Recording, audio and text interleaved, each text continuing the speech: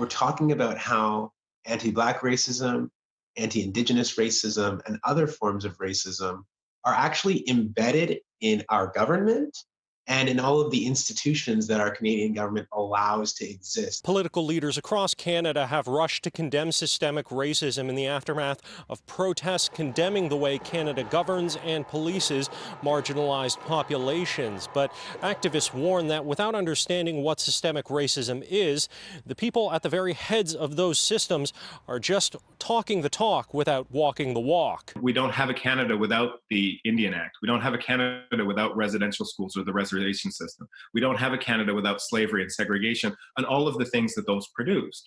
Akwasi Owusu-Bempah says systemic or structural racism is baked into Canada's history. Systems developed during the colonial era colored who had access to education, who could gain wealth, and who could hold political power. Those systems continue to have lasting impacts with results that are still felt today.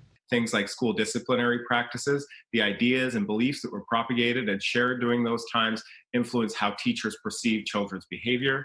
They influence how employers perceive the potential intelligence or work ethic of job applicants. And they influence how, organizations that I study, like the police, decide who they're going to stop and search. Today, Black women are one of the fastest growing Canadian prison populations, despite making up a fraction of the population.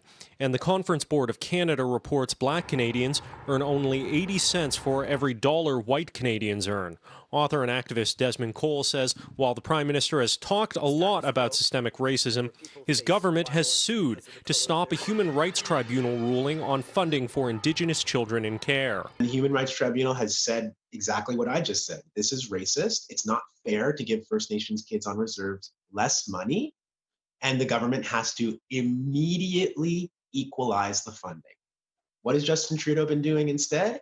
He has been fighting First Nations people in court so that he doesn't have to equalize the funding. Now, Cole was able to provide a long list of examples of Canada failing to address systemic racism or indeed benefiting from it, most recently failing to obtain the consent of the Wet'suwet'en people before attempting to build the Coastal GasLink pipeline through unceded territory.